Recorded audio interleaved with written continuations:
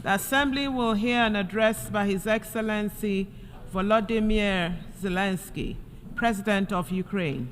I request protocol to escort His Excellency and invite him to address the Assembly.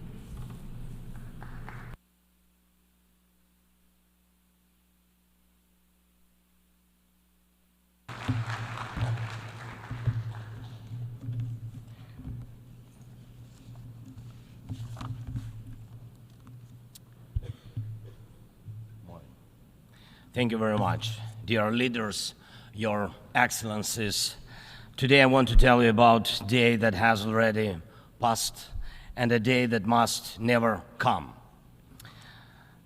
On the night of March 4th, 2022, I received one of the most terrifying reports since the beginning of a full-scale Russian invasion against Ukraine. The report was about Russian tanks firing directly at the buildings of our Ukrainian nuclear power plant, the Zaporizhzhia nuclear power plant, the largest one in Europe, 6 nuclear reactors. The Russian army stormed this facility just as brutally as any other during this war, without thinking about the consequences, possibly disastrous. This was one of the most horrifying moments of the war, when no one could know how Russian strikes on the nuclear facility would end, and everyone in Ukraine was reminded of what Chernobyl means. Now, the Zaporizhzhia nuclear power plant remains occupied by Russian forces, unfortunately, and it's at risk of a nuclear incident. This is the major source of radiation danger in Europe, possibly in the world. That's why in the peace formula I presented, the first point is about nuclear safety. In Ukraine, we know exactly what we are dealing with. And I want to thank you, the General Assembly members, for adopting a resolution in July this year on the safety of nuclear facilities in Ukraine. Most in the world understand what's at stake. The General Assembly demanded that Russia return control of the Zaporizhzhia nuclear power plant to Ukraine. Only then real nuclear security will return to Europe and the world. And now about the day that must never come. Since Russia can't defeat our people's resistance on the battlefield, Putin is looking for other ways to break the Ukrainian spirit. One of his methods is targeting our energy infrastructure. And these are deliberate Russian attacks on our power plants and the entire energy grid. As of today, Russia has destroyed all our thermal power plants and a large part of our hydroelectric capacity. This is how Putin is preparing for winter, hoping to torment millions of Ukrainians, ordinary families, women, children, ordinary towns, ordinary villages. Putin wants to leave them in the dark and cold this winter, forcing Ukraine to suffer and surrender. Just imagine, please, your country with 80% of its energy system gone, with such a destroyed part of the system. What kind of life would that be?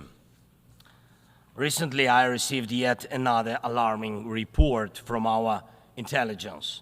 Now Putin does seem to be planning attacks on our nuclear power plants and their infrastructure, aiming to disconnect the plants from the power grid. With the help of satellites, by the way, ladies and gentlemen, satellites of other countries. Russia is getting images and detailed information about the infrastructure of our nuclear power plants. But what does this really threaten?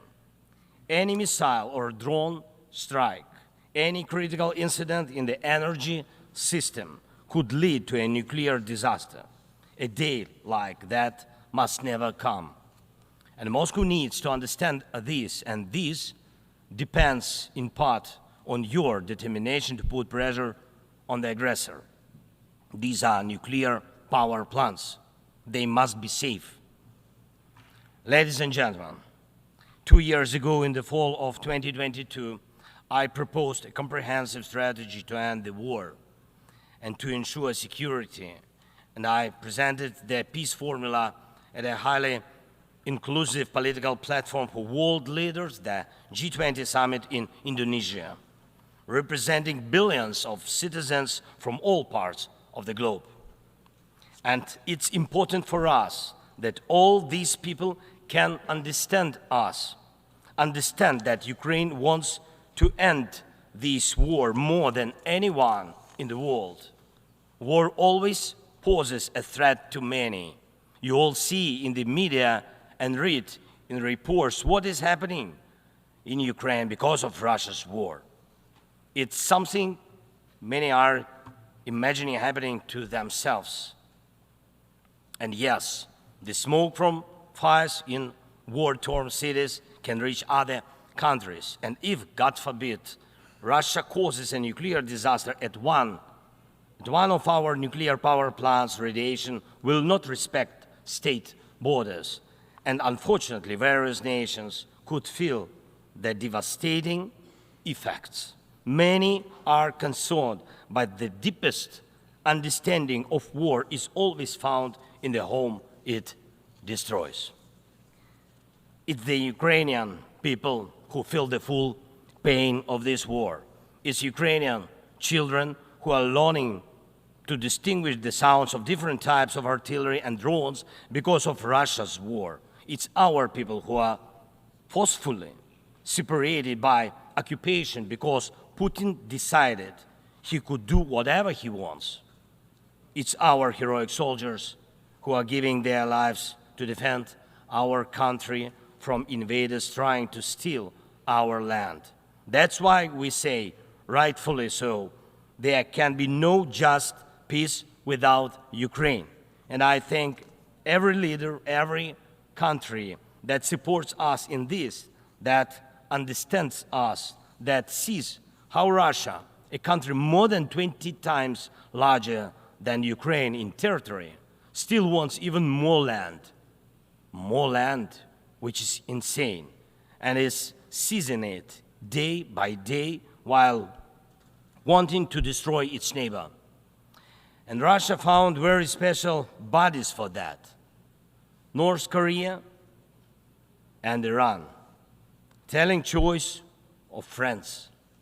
And now every neighbor of Russia in Europe and Central Asia feels that the war could come to them as well, and just think what kind of losses that would mean for the world. And I thank nearly 100 nations and international organizations that have supported the peace formula. It's truly a global community: Africa, Asia, Europe, Latin America, North America, the Pacific region, all united by the peace formula. And I am glad that the first peace summit was so reminding of the UN General Assembly. Everyone was equal.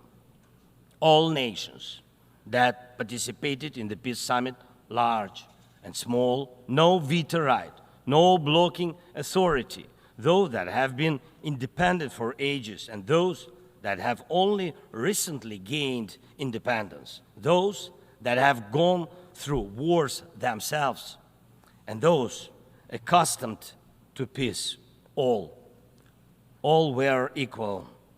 That is what Russia hates the most and cannot control. That's why Russia says the peace formula doesn't suit it.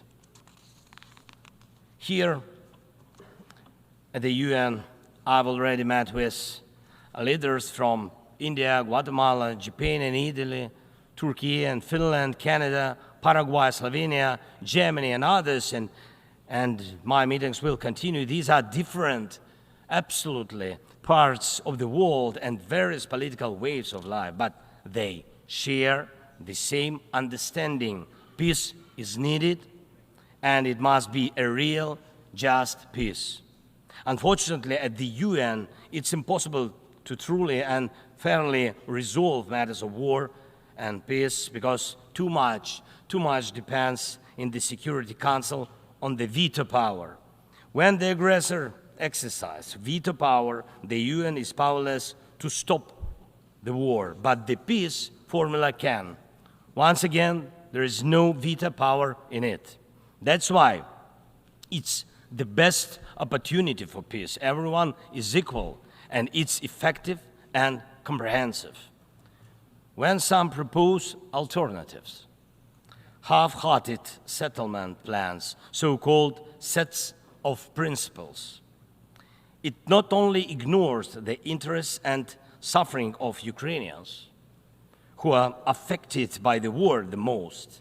It not only ignores reality, but also gives Putin the political space to continue the war and pressure the world to bring more nations under control.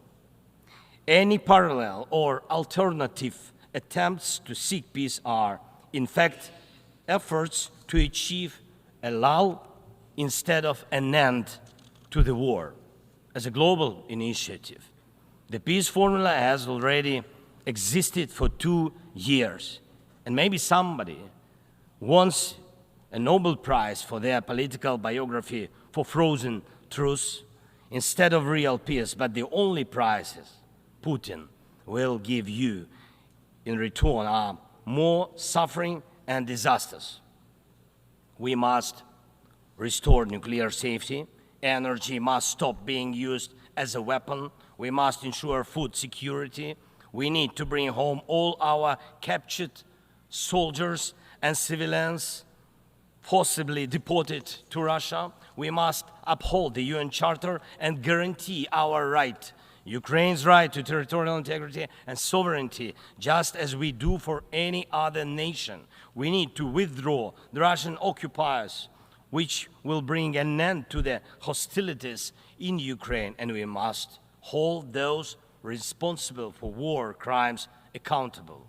We need to prevent ecocide and stop the destruction of nature caused by the war.